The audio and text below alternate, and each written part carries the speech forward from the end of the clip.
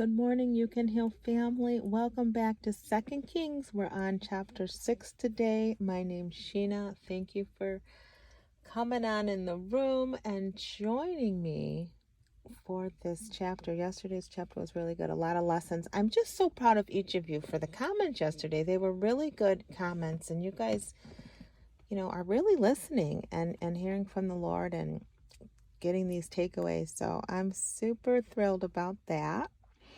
Without any further ado, go. Okay, I was going to say without further ado, but it came out all wrong. Anyways, let's get started with chapter 6. Miracle of the floating axe head.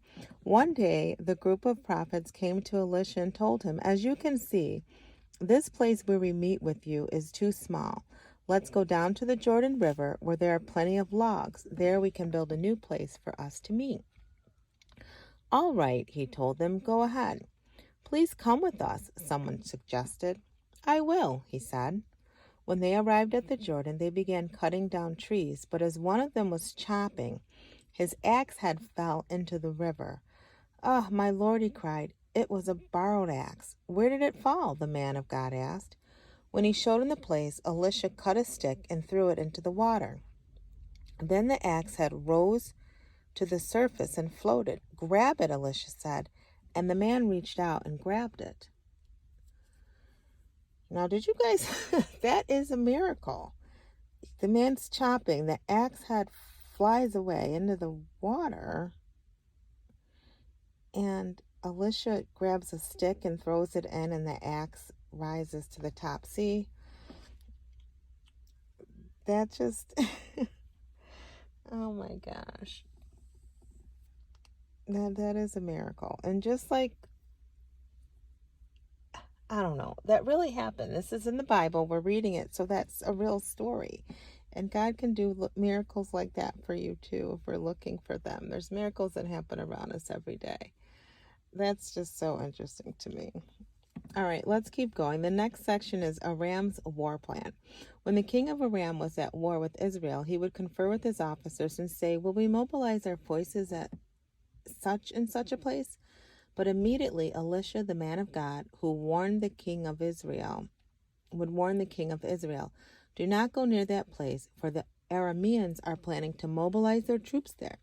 So the king of Israel would send word to the place indicated by the man of God, warning the people warning the people there to be on their guard. This happened several times. The king of Aram became very upset over this. He called in his officers and demanded, "Which of you is the traitor? Who has been informing the king of Israel of my plans?" "It's not us, my lord," one of the officers replied. "Elisha, the prophet in Israel, tells the king of Israel even the words you speak in the privacy of your bedroom." And that's the end of that section. I didn't really get that. It's not us. Elisha, the prophet in Israel, tells the king of Israel even the words you speak in the privacy of your bedroom. So does that mean he knows what's going on? All right, let's move on then. God's chariots and horses, verse 13. The king commanded, "Go and find out where Elisha is, and we will send troops to seize him." And the report came back, "Elisha is at Dothan." So one night the king of Aram sent a great army with many chariots and horses to surround the city. When the servant of the man of God got up early the next morning and went outside, there were troops, horses, and chariots everywhere. "Ah, my lord, what will we do now?" he cried out to Elisha. "Don't be afraid," Elisha told him, "for there are more on our side than on theirs." Then Elisha prayed, "O Lord, open his eyes and let him see."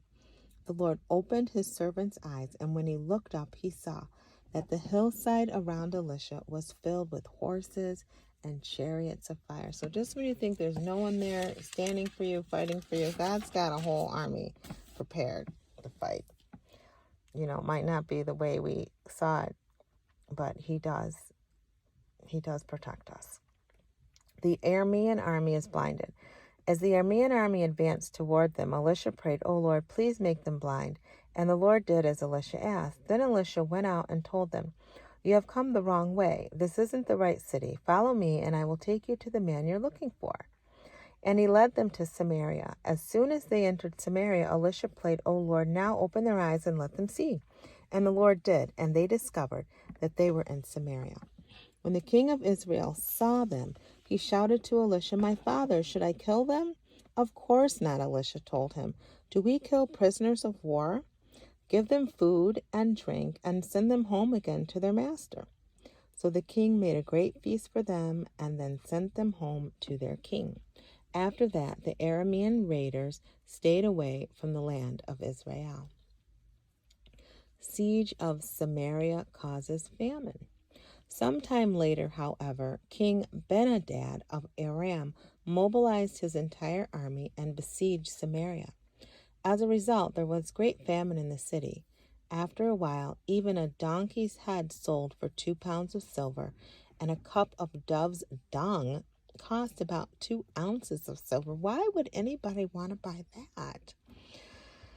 Oh my goodness. Verse 26. One day, as the king of Israel was walking along the wall of the city, a woman called to him, "Please help me, my lord the king." "If the Lord doesn't help you, what can I do?" he retorted. "I have neither food nor wine to give you." But then the king asked, "What is the matter?" She replied, "This woman proposed that we eat my son one day and her son the next." "What?" So we cooked, oh my gosh. "So we cooked my son and ate him. Then the next day I said, 'Kill your son so we can eat him.' But she had hidden him." Oh, this is just, God. I'm not kidding. This is what the Bible says, okay? We're in chapter 6. This section is verses 24 through 29. So what's interesting is the lady had her kill and eat, and they ate her son, but then her son was hidden. So this is ridiculous. Oh my gosh. I don't know why I'm laughing, but anyways, if you're listening to me for the first time, as I read, I just kind of talk. I guess I'm not talking to myself because you're listening, but that totally caught me off guard. That's gross. Oh, gosh. All right, the next section is Elisha's prophecies, starting with verse 30. When the king heard this, he tore his clothes in despair. And as the king walked along the wall, the people could see that he was wearing sackcloth underneath next to his skin. "May God kill me if I don't execute Elisha, son of Shaphat, this very day," the king vowed. Elisha was sitting in his house at a meeting with the leaders of Israel when the king sent a messenger to summon him. But before the messenger arrived, Elisha said to the leaders, "A murderer has sent a man to kill me. When he arrives, shut the door and keep him out. His master will soon follow him."